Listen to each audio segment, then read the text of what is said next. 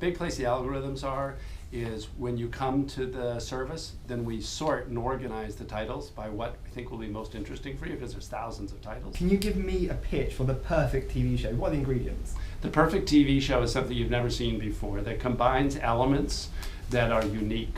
Nobody really gets that excited about yet another sitcom. What you want to do is find something that's common enough to relate to, but different enough to shock you and think, oh my God, I've never seen anything like this, which is the genius in Making a Murderer, or the genius in Orange is the New Black. In kind of leading in the future, what about virtual reality? Where does Netflix and virtual reality meet? So I know you did a VR DVD suite, right? You could go in and pick your, that's kind of like a hack thing. Yeah, that's right. Yeah, we're having some fun with VR, but I think that's a gaming format more than it is a movie, a TV show format. Okay, so you don't think that people are going to be strapping on their headsets and stepping into Stephen Avery's world? I don't know if you want to go in Stephen Avery's world. Yeah, but no, that's kind of overkill. So I don't think, no pun intended.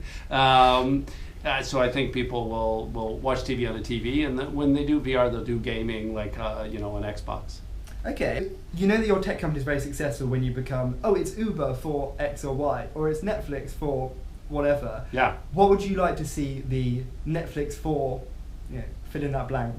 Well, I would say the, Netflix for, what would something category that you get unlimited access to. I would love to see the Netflix for coffee, where it was a pass, to Starbucks or Cafe Nero, and I just get to unlimited use.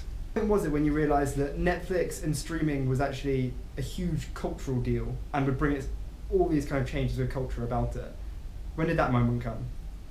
I think a huge cultural deal, as opposed to just lots of popularity, might be the Netflix and chill meme. Right.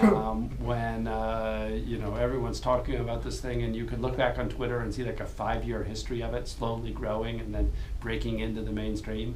So that was about a year ago. Did you get Netflix and chill as soon as you first heard it? You're like, oh yeah, that's what that is. No, see the gray hair? no, I had someone explain it to me. What? Yeah. And what does that kind of tell you about what your platform has done for how people watch TV and how it's changed how people approach it? Well, it tells that people feel warmly about Netflix, so they use it in a meme about sex. They use it in lots of different ways because it's very comfortable. It's something that they own. It's not something that we created. But what we have to do is just keep producing amazing shows. So if we do Making a Murderer, if we do Stranger Things, we got an amazing one in the UK coming up, The Crown, about Queen Elizabeth in the 1950s, and Winston Churchill, and Peter Morgan's doing it for us. It's unbelievable. So that'll be a big hit in November.